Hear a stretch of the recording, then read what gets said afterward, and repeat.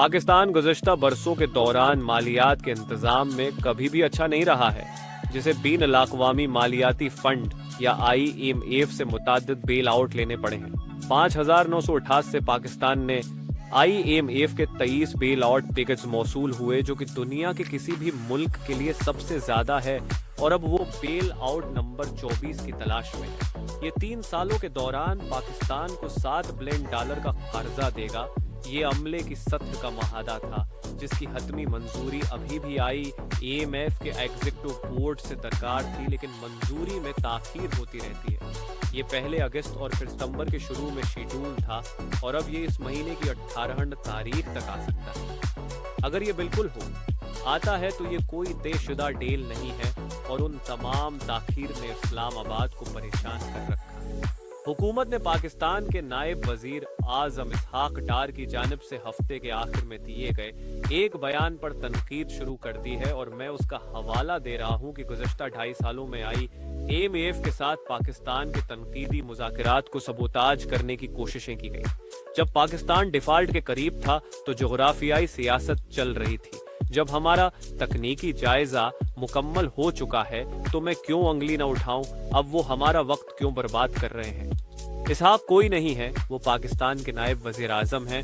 वो उनके खारजा उमूर के वजीर भी हैं, और वो माजी में 4 बार वजीर खजाना रह चुके हैं, जिसका मतलब है कि शायद उन्हें तकरीबन निस्फ दर्जन बेल आउट्स पर खुद मुज़ाकरात करना पड़े। इसहाक डार का कहना है कि एक खिल एक फट है, और ये कि IMF जानबूझकर बेल आउट की मंजूरी में ताखीर कर रहा है।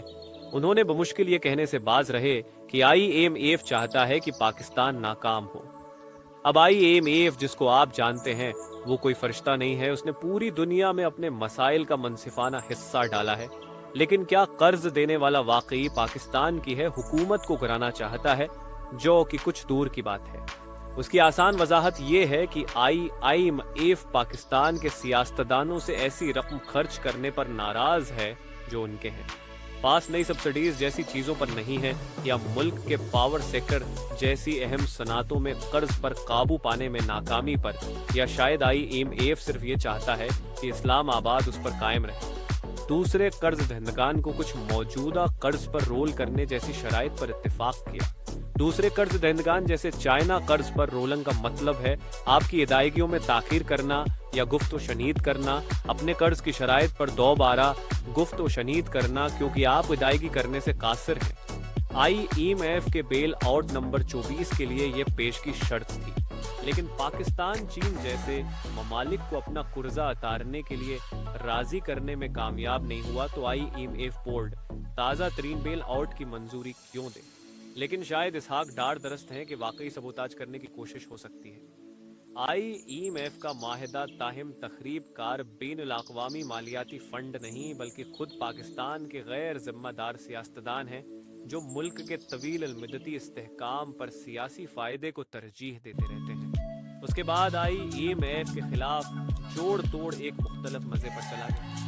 उसने इमरान खान पर तनकीद करते हुए अपनी पार्टी के पसंदीदा मशगले में हिस्सा लिया। इमरान खान पाकिस्तान के साबिक वजीर आजम हैं, जो उस वक्त जेल में हैं। उन्हें गुज़श्ता इमरान खान का कहना है कि वो 150 के करीब मुकदमात का सामना कर रहे हैं, और इस वजह से वो अब 400 दिन से जेल में है। उन्होंने कल ये सिंगमेल अबूर किया। 400 दिन जेल में इसलिए उनके हामियों ने सड़कों पर आने का फैसला किया।